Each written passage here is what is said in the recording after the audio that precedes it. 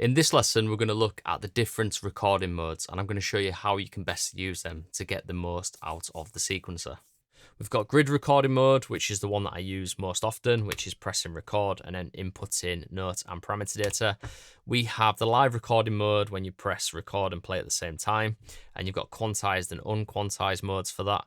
I'll show you how to use that one as well. That one I use mostly for inputting parameter data on the fly. You can also put in the notes while using the keyboard, which is quite useful, and then you can always quantize it as well. Then we have step recording mode standard and step recording mode jump, and I'll go through those as well. Those I don't use that often, but they are quite useful. So we're going to start with grid recording mode, and as I go through these, I'm going to show you some shortcuts as well. So I did include a cheat sheet in the beginner's course. I'll also include it at the bottom of this course as well. I'll put it in as a module, and you can download that, print off, and use that as well.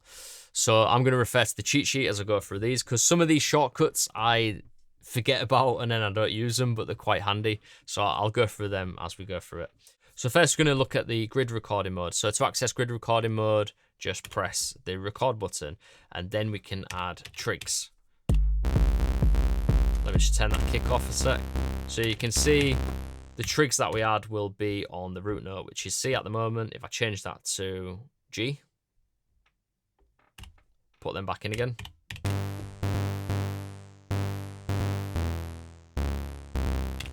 If we want to add a trig and then change the note, put in the trig and then change it like this.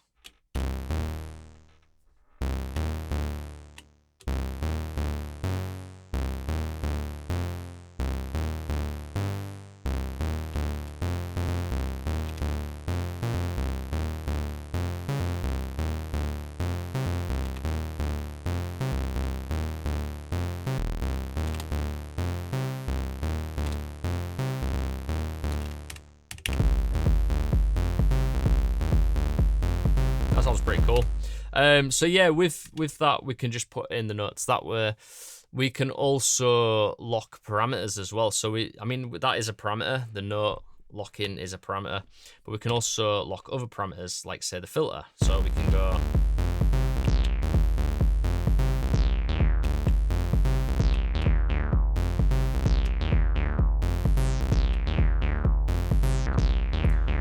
maybe some other stuff as well, like put a bend in there.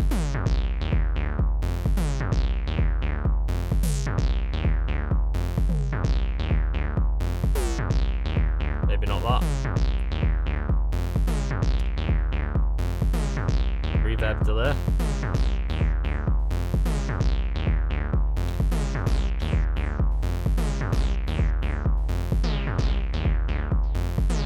You get the idea. So you can just go through and lock them in. The other thing that we've got is the lock trigs, which are trigless. So they don't trigger sounds or notes, they just trigger parameter locks. So parameter locks are what we just did there, say with the filter. But let's say if we wanted to add some movement to that filter in between the notes to get this kind of like weird stepped filter effect, but we don't want to trigger the notes like this, what we can do is hold function and put in some of these. So these are lock trigs, and we can now apply parameter changes to them like this.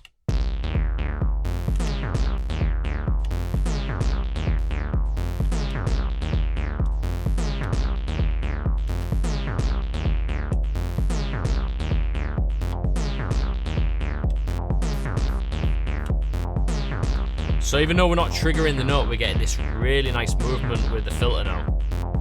Let me just save that and then take out those lock trigs and listen to the difference. So it's quite straight, quite predictable and a bit boring, and then it's got a little more movement to it now, so that's where I would use that. And it's not just the filter, obviously you can lock other things in as well. I mean, even if I tried this, like get some movement on the stereo, which is very weird, but yeah, you can do that. Let's just reload that. Are you enjoying this Syntakt tutorial, and would you like to develop your Syntakt skills even further? Well, I do have a 14-hour Syntakt Mastery course available, which is split into 4 parts. The first part, the introductory course, is absolutely free, and you can sign up to that by clicking on the link in the video description below. And then following on from that, we go through beginner, advanced and expert, which will take you through basic sound design right through to the advanced features and loads of tips and tricks which often people don't really think about, and I'll be pushing the Syntakt to its absolute limits. I will say though, the introductory course is super basic. It's basically there just to give you an idea of how courses are structured in the learning portal, and also to give you an idea of my teaching style, which you are already familiar with from watching my YouTube videos. So don't wait, click on the link in the video description below, sign up, and I'll also send you some offers as well to get discount on the Syntakt Mastery courses. So my name's James Orvis, and I hope you enjoy the rest of this tutorial. So yeah, the other thing that we could do as well is we can also shift the sequence as well, so we can hold function and press left or right. So we've shifted it right too. Let's go 4. Probably easier to see if I take these out.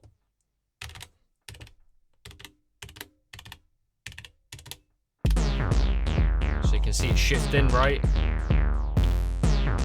or left. And what if we want to clear a trig lock? So what you can do is you can obviously, let me just save that. You can obviously turn off a trig like that. You can also hold a trig and press clear to clear the locks. So that's cleared the locks that were on there. If we just go back and look at that, see we've got these locks here. If I press that and clear, it clears the locks. So I could go and clear all the locks on all of these.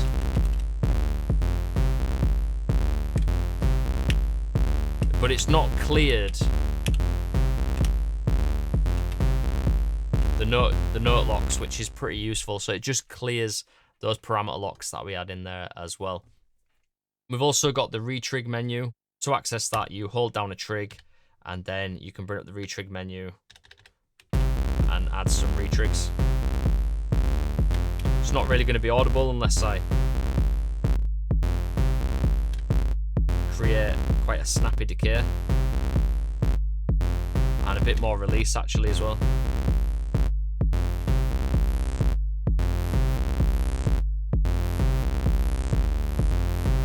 It works better on a percussive sound, but what you can do is you can retrig the sound so you get that kind of like brrrt. But what I might do is just, actually it's that in it, I need to bring up the length. There you go.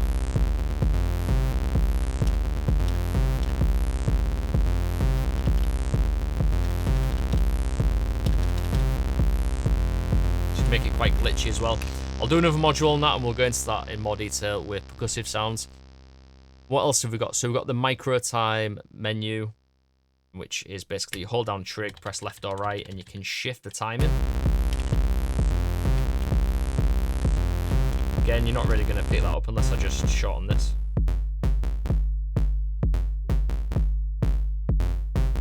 So I did an extreme example there to show how you can push the note to the left or the right. It's not pushing it all the way over one trig, sorry. It's actually just pushing it a little bit, so it's micro timing. I'm going to do another module on that one, and we'll go into more detail how we can create really nice grooves that are a little bit different to using the tempo swing. So you can get really intricate movements with each individual trig. It gets a little bit techie, but we'll go through that. I'll show you how you can do that. And then to preview a trig, so if you hold a trig down and press yes,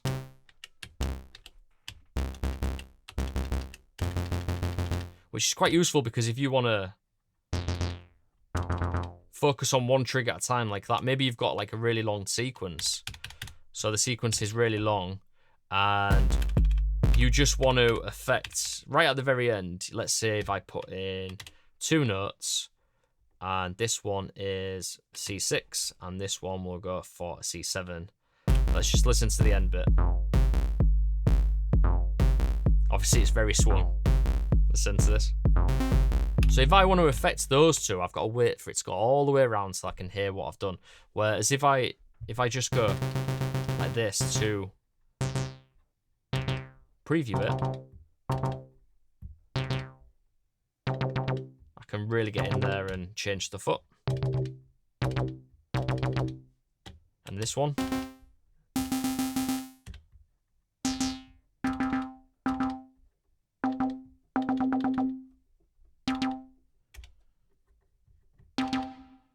So it's really useful.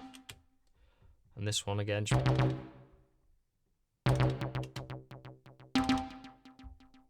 So let's have a listen to that now.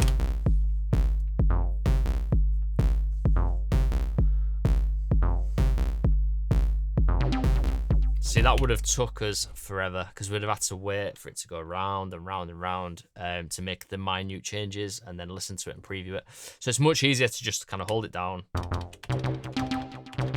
and just do that. So the next one we've got is sound lock. Again, I'm going to create another module on this. So let's just bring the scale back down to 16 trigs. With this one, what you can do, I haven't got actually anything in the sound pool at the moment, but if you hold down a trig and then move the level data knob, you can see that you can change the track sound to a different preset. So we'll go through that and I'll show you how to populate this with different sounds. So one single track could potentially have a kick, a clap and a hat on, and you could just put them into these sound pool slots, and then one single track could just take care of 3 different sounds. It's especially useful if you say go to track 12. Only track 12 can have these analog cymbals and hats on. Maybe you want an analog cymbal, you want an analog hat, and you want a classic cowbell as well. Then what you could do is populate 1, 2, and 3 with 3 different presets for cowbell, hat, and a ride. And then you could go trig 1, I want that to be the ride. Trig 3, I want that to be the cowbell. And trig 6, I want that to be the hat. So that would go, I forgot which one now. Cowbell, ride, hat. So you could do that. We'll go into that in more detail, like I said, in a different module. And I'll show you some use cases for that. So the next one that we're going to look at is live recording mode. So let's go back to the bass. And let's just clear. Actually, I forgot to show you them as well, which I went through in the beginner's course. So you can do clear and undo on a track as well. And in live recording mode, so I'm going to bring up the keyboard like this.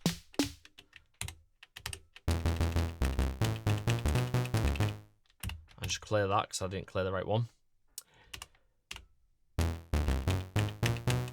So that's the bass.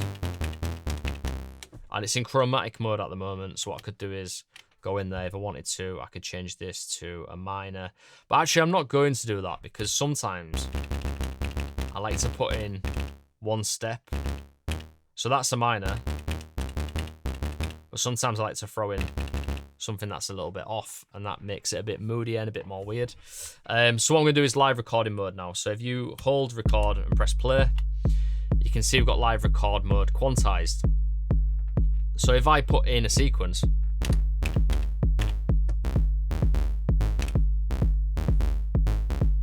you can hear that it's quantized. But if I go unquantized and just get rid of that sequence, you can hear it's pretty awful. But actually you could go into the quantized now, and you could just go to track 9 and bring up a percentage. So 0, or you could go 127, puts it on grid. But what I like about this is you could just pull it back a little bit, and it keeps a bit of that humanization in there, makes it a little bit looser. So I often actually just go straight to quantize mode. And then what we can do is put in, let's just turn that off.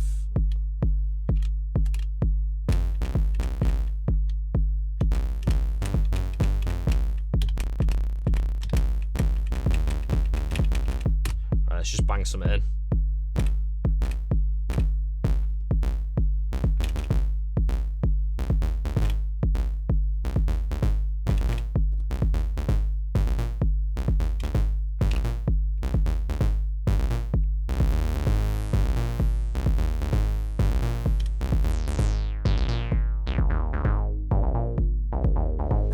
So let's go back to the quantize mode now.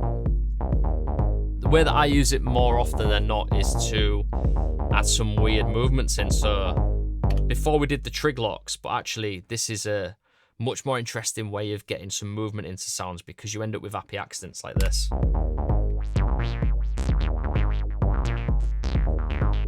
It's kind of like randomizing the parameter. That's cool.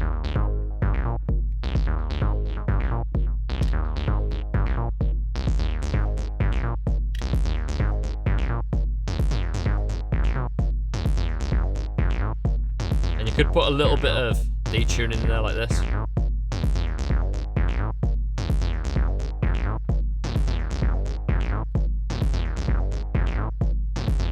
It's pretty cool.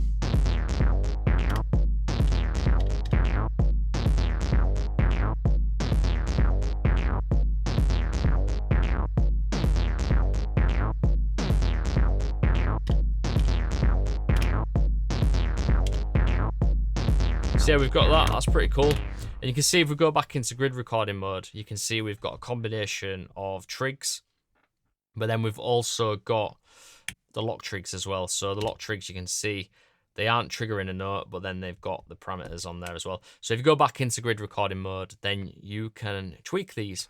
So maybe that one, we maybe want to bring it down a bit.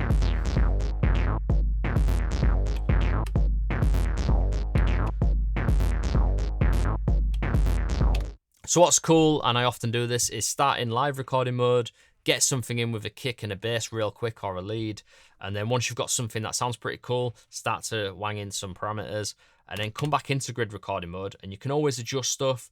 You can change some of the parameters in there, or you can move the notes around by copying and pasting like this. Or you can like shift the whole grid around using left and right. So you're not just stuck in either one mode, you can go back and forth. And I could go back to live recording mode now and just try and come up with something a bit different. What I sometimes do as well, it's just not that, because that sounded awful.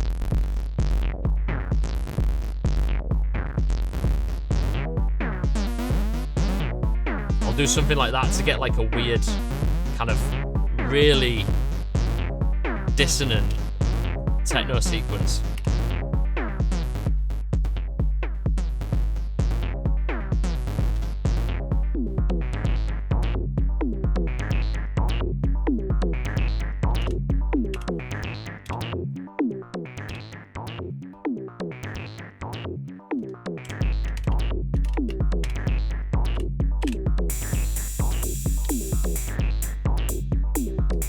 As well with hats, what you can also do is put some movement in there using live recording mode.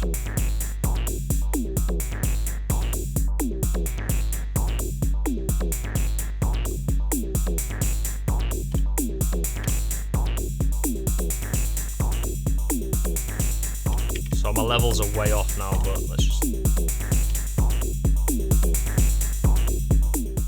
So yeah, live recording mode, really cool way to get something cooking quite quickly, and you end up with some really nice happy accidents. So let's just quickly go through the shortcuts again, just to recap. So in live recording mode, we have got the quantized or unquantized. So hold record and press play. And to get into live recording mode, obviously do that as well. The other ones that we've got is erase locks while in live recording mode. Didn't mention this earlier.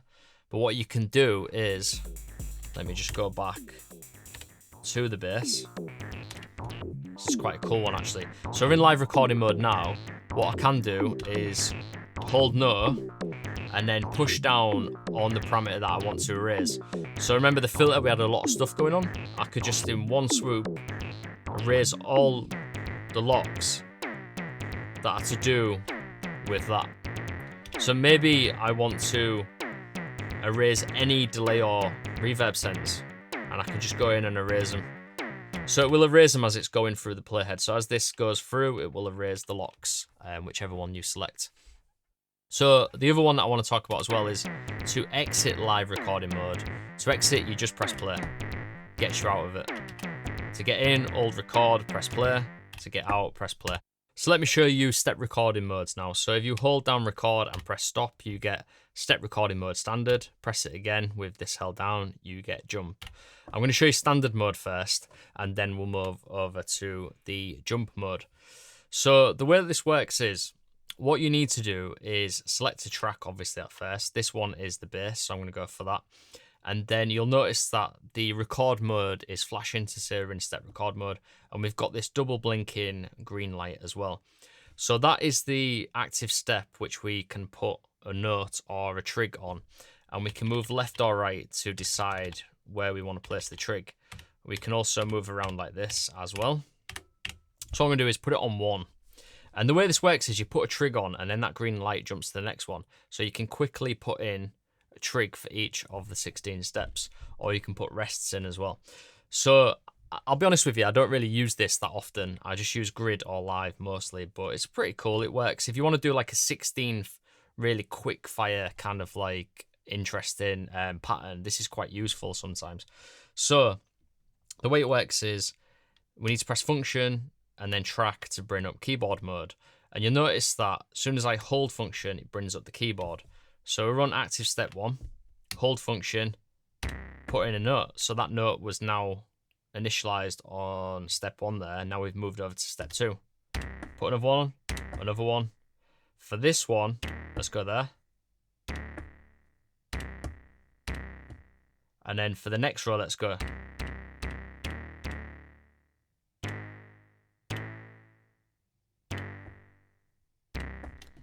So let's have a listen to that now.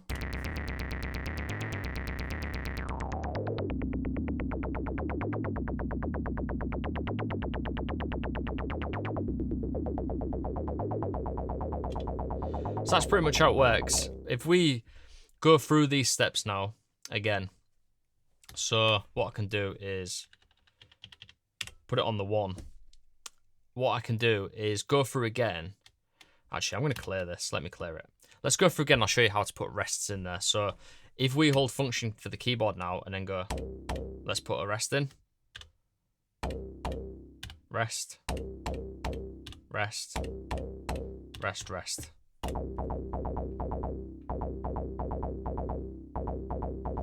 And if you want to put in a trig lock or parameter lock whilst in this mode, you can just hold down any of these like before while we're still in step recording mode and change the parameter values for each of the trigs.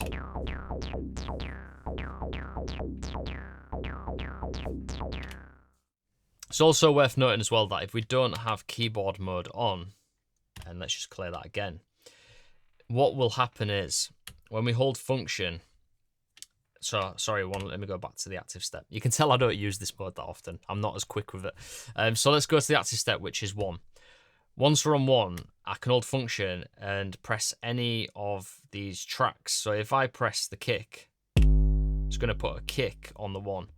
And then if I press the bass now, I just put a kick, bass, bass, bass, and then I can go kick, bass, bass, rest, kick, rest, bass, rest, kick, bass, kick, rest. It's quite an interesting way of working. If you just want one sound to be on each of the trigs, then it's cool to just go through and do it that way. So let's have a listen to what that sounds like.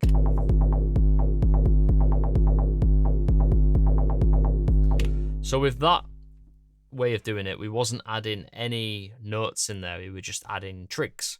But what we're doing is we're deciding what we want to trig. So if I just like clear all that now and go back into step record mode standard, we're on active step 1 again. So let's just do something a bit weirder. So let's go kick. I don't know what's on these. Hat, bass. It's going to sound absolutely terrible, this.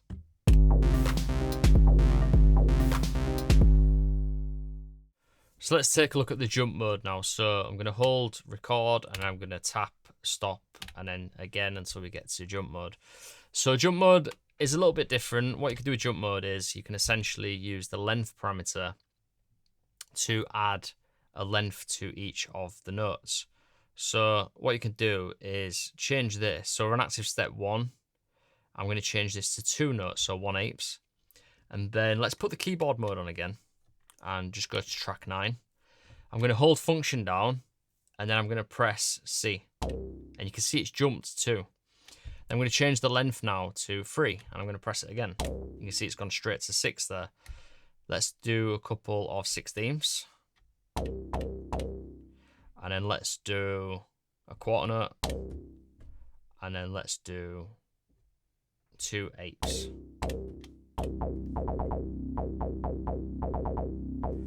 So that's one way of using it. The other thing that you could do in this mode is if you hold function yes down at the same time, then hold the note down,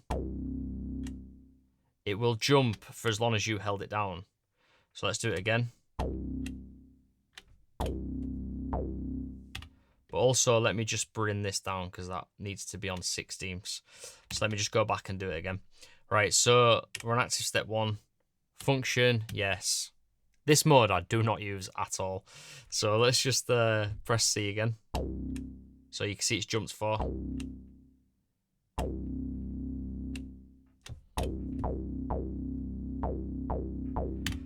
For me, just completely useless. I mean, I would rather honestly just use grid recording mode, and then I can put in a length if I want as well. Just hold it down, put in 3, stick one there, do it that way.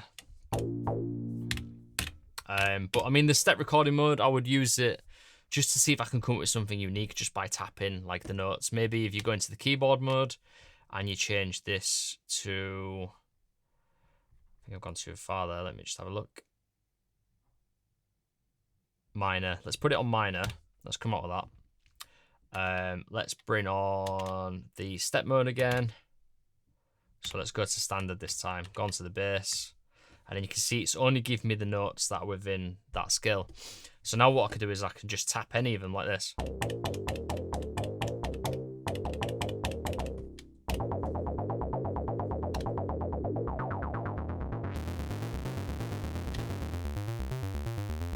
That's pretty cool. Put a kick in.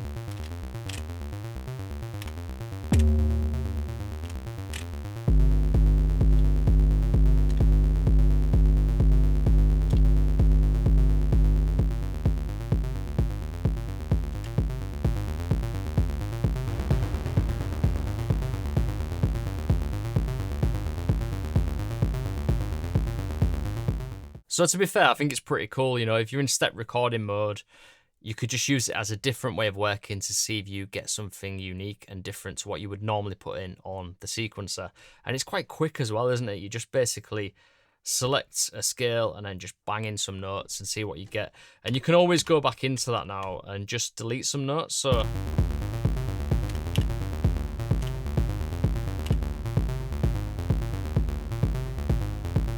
or put in a different note somewhere.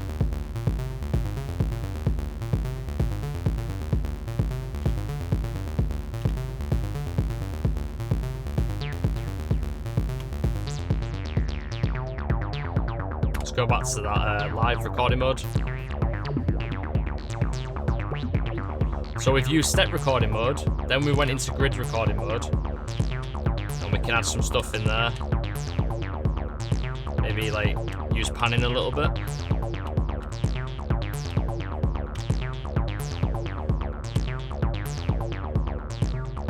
And then maybe we go back in live recording mode again and just